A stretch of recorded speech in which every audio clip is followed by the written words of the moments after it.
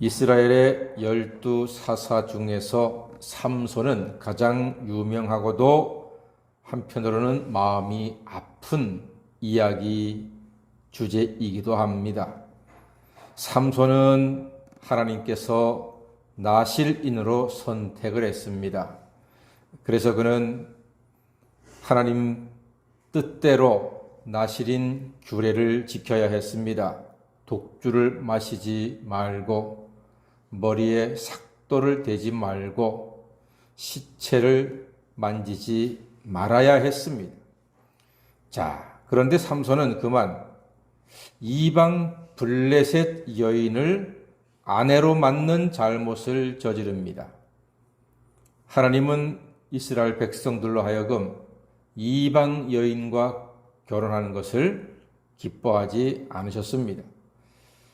물론 우리 예수 믿는 사람들이 불신 가정의 배우자 만나는 일은 매우 조심스러운 일이지만 한편으로는 한 가문이 구원받을 수 있는 최고의 기회가 될 수 있다는 사실은 무조건 불신 가정과 결혼하는 것을 반대할 수도 없다 하는 이야기입니다.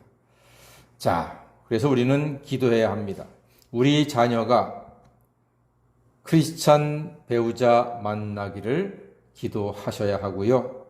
그리고 혹시 불신 가정의 배우자를 만난다면 그 가정이 구원받기를 간절히 기도하셔야 합니다. 이 기도는 엄청나게 중요합니다.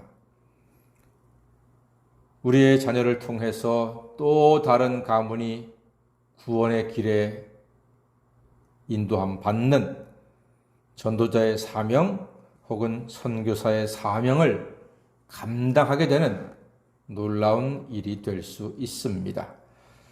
자, 오늘 삼손이 처가에서 결혼잔치를 하고 있었습니다. 삼손의 처는 블레셋 여인입니다. 평생 동안 이스라엘의 원수처럼 지냈던 블레셋 여인의 처자를 만나서 결혼을 하고 잔치하고 있습니다. 그런데 잔치 분위기가 심상치 않습니다. 11절 말씀 보니까요. 무리가 삼손을 보고 30명을 데려와서 친구를 삼아 그와 함께 하게 한지라 그랬습니다. 이 말은요. 감시자 30명이 삼손에게 붙었다는 뜻입니다. 그러니까 이스라엘만 블레셋을 조심스러워한 것이 아니라 블레셋도 이스라엘 사람들을 조심스러워했는데 특별히 삼손이라고 하는 힘센 남자가 블레셋 사이가 된다고 하니까 조심스러운 거예요. 그래서 감시자 30명을 붙였습니다. 자, 결혼식인데 30명이 와서 둘러싸고 나를 감시한다. 여러분, 기분이 어떨까요? 개떡 같을까요? 찰떡 같을까요?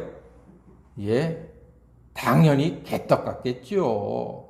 결혼식인데 건장한 사내가 30명이 자기를 둘러싸고 감시하니까 세상에 기분 좋을 사람이 어디에 있습니까? 이때 삼손이요, 그 개떡 같은 기분의 상황을 좀 벗어나기 위해서 수수께끼를 냅니다. 그 수수께끼인 즉슨 14절 말씀 보니까 이렇게 기록되어 있습니다. 삼손이 그들에게 이르되 먹는 자에게서 먹는 것이 나오고 강한 자에게서 단 것이 나왔느니라 하는 질문입니다. 수수께끼입니다.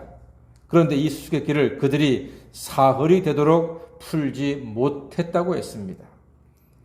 풀지 못하지요. 그 수수께끼를 어떻게 풀겠습니까? 먹는 자에게서 먹는 것이 나오고 강한 자에게서 단 것이 나왔다. 이 수수께끼에 자그마치 배옷이 30벌이요 겉옷이 30벌 도합 60벌의 경품이 걸렸습니다. 작은 액수가 아닙니다. 옷 60벌이니까 큰 액수입니다. 자, 문제를 풀지 못하자 블레셋 청년들이 꼼수를 씁니다. 자, 그 꼼수가 무엇인고 하니 15절 말씀 보니까요. 우리 다 같이 한번 읽어볼까요? 15절입니다. 시작. 일곱째 날에 이르러 그들이 삼손의 아내에게 이르되 너는 내 남편을 꾀어 그 수수께끼를 우리에게 알려달라 하라. 그렇지 아니하면 너와 내 아버지의 집을 불사르리라. 너희가 우리의 소유를 빼앗고자 하여 우리를 청한 것이 아니냐. 그렇지 아니하냐 하면서 말합니다. 협박을 합니다. 삼손의 아내한테 가서 네 남편한테 가서 답을 찾아내라, 알아내라. 그렇게 하지 아니하면 집을 어떻게 하겠다고요? 불사르겠대요. 하니 세상에 지금 뭐 하는 겁니까? 이 사람들 수수께끼를 내었더니 그 답을 찾지 못하면 집을 불사른대요. 웃자고 하니까 죽자고 덤벼듭니다.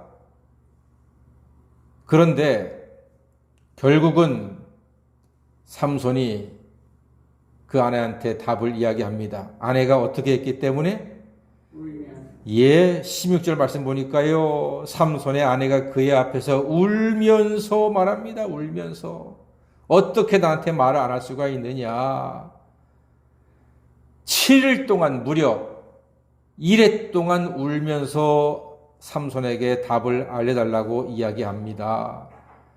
결국은 삼손이 답을 말합니다.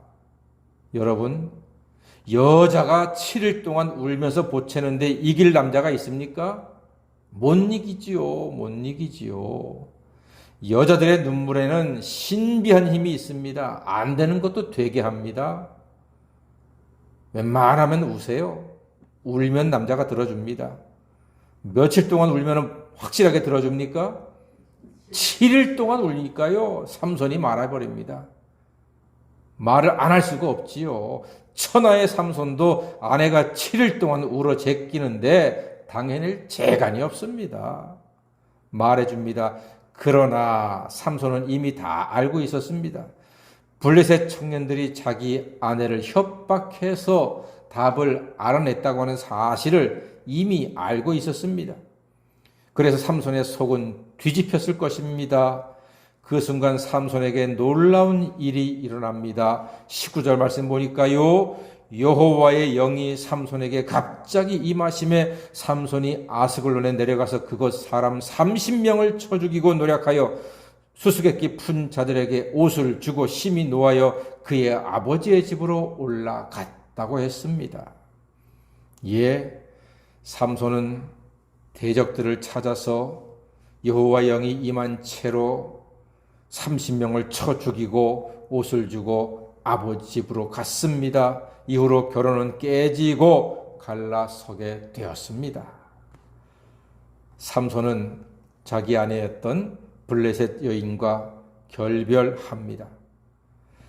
이 말은요, 하나님은 삼손에게 또 한 번의 기회를 주신다는 뜻입니다. 사람의 실수에도 하나님은 하나님의 일을 이루어 가십니다.